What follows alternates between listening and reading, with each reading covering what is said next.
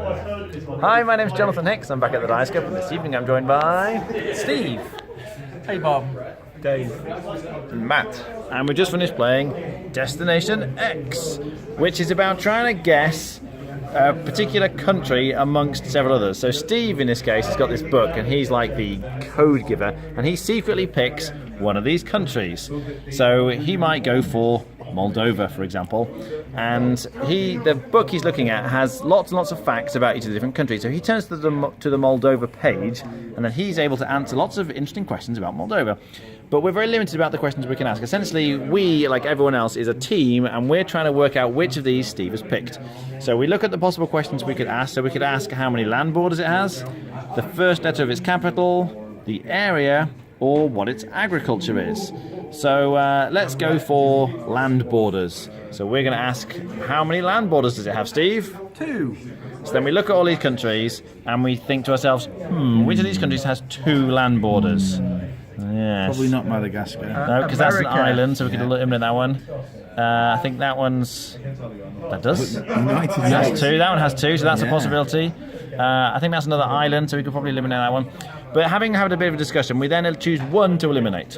So we're pretty sure Madagascar is an island, so we're going to say we think it's not Madagascar. We turn it over, is that correct? I'm not in Madagascar. All right, and then we get to ask another question. So we've lost the land borders question.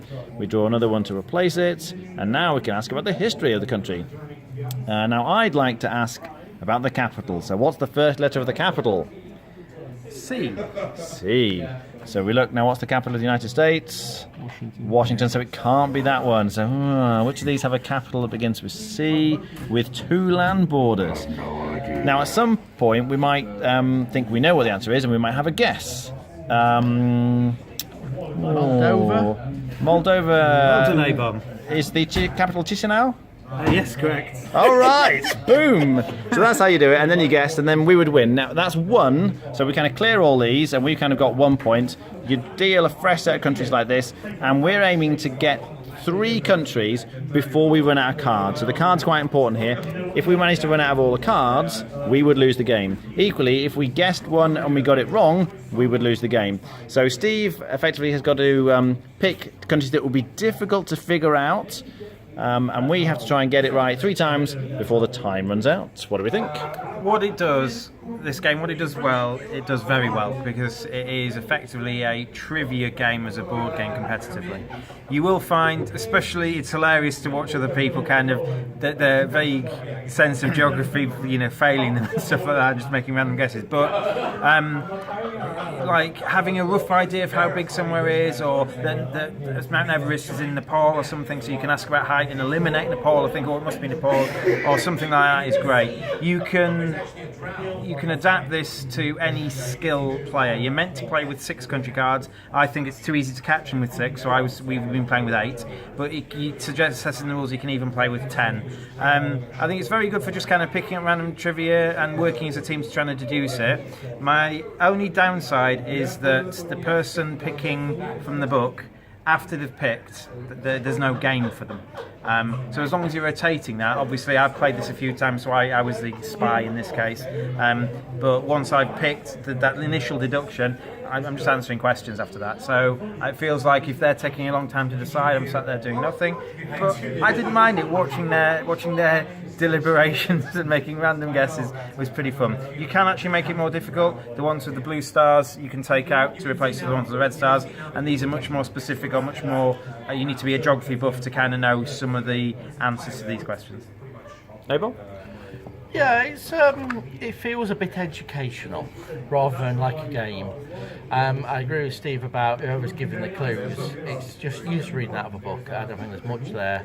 I think also I'm not a fan of co-op games normally. It felt like, well, if you've got 4 players, you might as well just have 1 player on the opposite side, in which case then it's just like a geography test.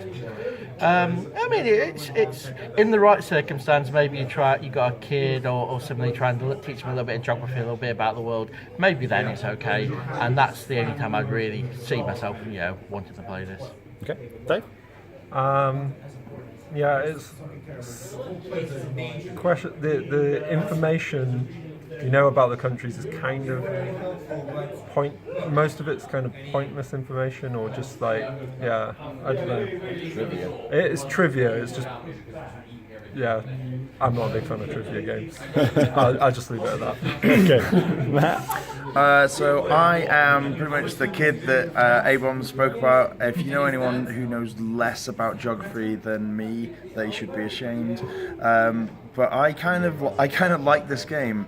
I definitely think I should play it in a group who can help me to know where in the world these places are, or if they even exist as countries. But yeah, it's kind of interesting, and I feel like I would start to learn some things about countries. And like David says, that information's pretty useless, and I don't need to know. But you know, knowing things is often fun. And if you are a geography buff, this is a great fun game to show off your knowledge. That, oh yeah, I know that the capital of Moldova is whatever Jonathan said it is. So yeah, I think it's a bit of fun. It's not a deep game. It's definitely a trivia game where you'll either show off your knowledge or you'll learn stuff. But yeah, I think it's definitely worth playing. Rating? I would probably give it... I think it depends on how much you like trivia games and that kind of thing. So for me, I'd probably give it a 6 as a game, because I'm not going to be very good at it. Okay. Dave? It's a little bit more entertaining if you have someone who's really bad at trivia. Just because, yeah, you can have a good laugh about that. Overall, I'd give it a 5.5. Okay. Yeah, I'd just give it a 5. Not my sort of game, but for what it is, it's great. There's no game that does trivia like this in a cooperative atmosphere than this game. So although I wouldn't play it all the time, I think for what it's aiming to do, it does it superbly. I'm going to give it 8. Okay. Yeah, I think this game has a very narrow audience, as they've discussed really.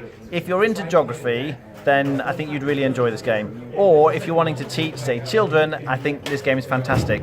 Now, personally, I love geography, and my whole family loves geography, so I could really see myself playing this with them, and I think we'd have a great time. So in the right audience, I think it's really good. As Steve says, that cooperative nature's very different from other trivia games, and it kind of tests your knowledge, you learn things. I keep thinking of more and more people who I know would really enjoy this.